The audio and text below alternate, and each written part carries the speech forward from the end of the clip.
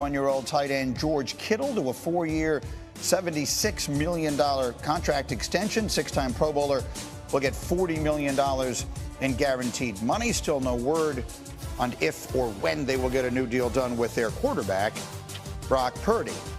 Next up, let's play a game of more or less. Updated win totals after the draft from ESPN Bet.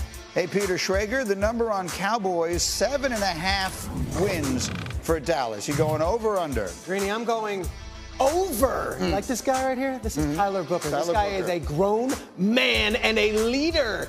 And why do they draft him? Because they lost Zach Martin and Tyron Smith the last 2 years, and their offensive line has taken a hit. They now have one of the youngest offensive lines. This guy is going to be the leader in the locker room. They also added Miles Sanders. They also total is 5.5 wins for the Giants. You going more or less?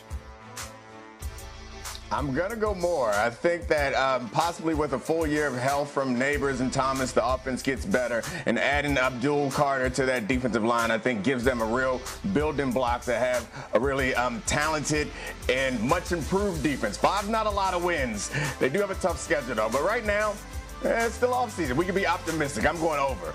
They could have an unbelievable pass rush, right? Like back in the days when they were NASCAR package, all that stuff. All right, Tim Hasselbeck. The total is just 4.5 wins for the Cleveland Browns. Are you going more or less? Well, more. And Greeny, I think you kind of alluded to it there. Like, it's just so low. You know, the fact that you look at the Browns a year ago, 4 of their losses were one-score games. So I'm not saying it's going to be more than 5, but I think the total being so low, I do think, you know, they'll have stable quarterback play, you know, for much of the season. I think part of that's how they coach offense. And I think it'll be a good defense, still led by Jim Schwartz. Okay, so Tim, let me start with you here, because obviously the story of the draft was the slide of Shedeur Sanders all the way into the 5th round. And I have not gotten your perspective on it through a quarterback's eyes. I have my own theory on how it turned out for him. But I just want to confirm, there were some people who were not that high on him going into this process. Well, obviously, many people, as it turned out. But is he a 5th-round player to you? I mean, if you were evaluating him and putting a round, a grade on him and say his play deserves to be an X round, what round would you have had it in as an evaluator? Yeah, I think, you know, somewhere between probably rounds 2 and 4 is what I would say. Look, my comp, and I said it on the show prior to the draft, Greeny, was, look, you hope that he could be Andy Dalton. That's what I said prior to the draft. And I said it because of the physical skill set. And listen, it was not an insult. Andy Dalton has had a remarkable year. I think he's in year 17. He's thrown over 250 touchdown passes. But like, that's what I thought. Andy Dalton was a 2nd-round pick. Other people compared him to Kirk Cousins.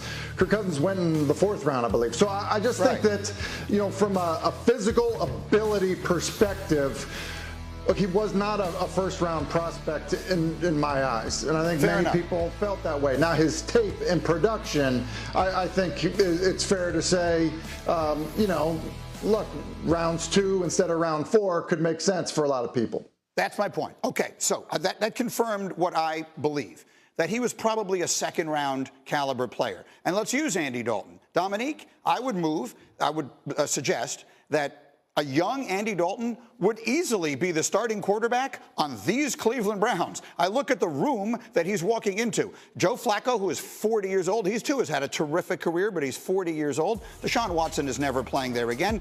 Kenny Pickett is on his 3rd team in 3 years. I know Dillon Gabriel was drafted ahead of him, but literally not one evaluator I know had Dillon Gabriel ranked ahead of Shedeur Sanders. He fell for entirely other reasons. The point I'm trying to make here, Dominique, is that while the weekend obviously felt like a disaster for him, the way it turned out, I think he wound up in a place where he has an excellent chance to play, which very rarely can you say about a quarterback drafted in the 5th round.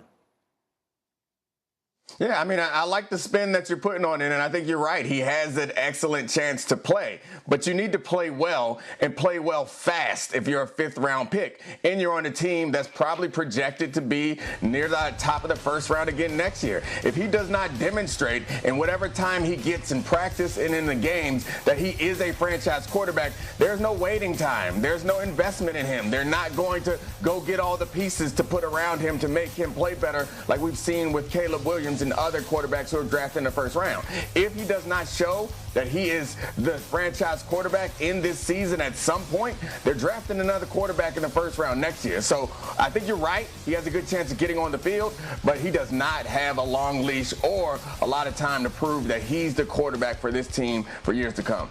I guess that's true based on the place that he was drafted. But if he had been drafted in the second round, we'd be talking about him right now as the starting quarterback of this team.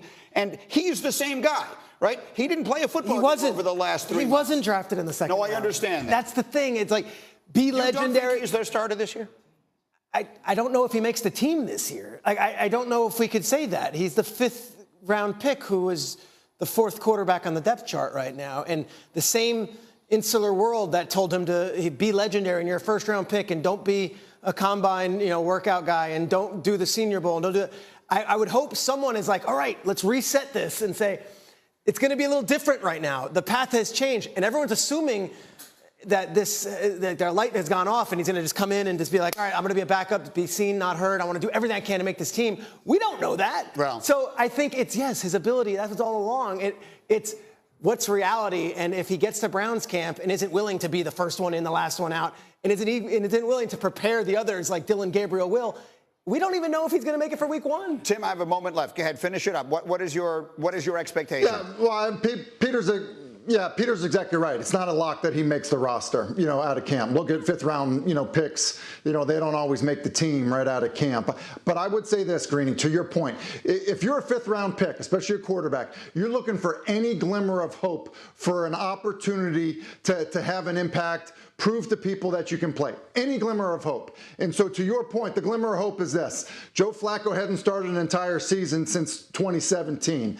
Kenny Pickett came in as a first rounder in 2022, is already on his 3rd team, and then you're dealing with another rookie. That's your glimmer of hope, but it is like put your head down and work, as Peter said. Yes, hopefully he will do that. And what I will say... News in the Sportscenter, the 49ers wasting no time in their offseason, getting their superstar tight end on the books for the foreseeable future. San Francisco locking up 6-time Pro Bowler George Kittle in a deal. It is a 4-year extension worth over $76 million, including $40 million of that guaranteed. Kittle has played his entire career in San Francisco after being drafted in the 5th round in 2017. As promised, Peter Schrager here to break all things down. We had a bunch of different questions scripted for you, and then we get the breaking news 10 minutes ago. That's show business, baby. So, Peter, what is your reaction to this extension?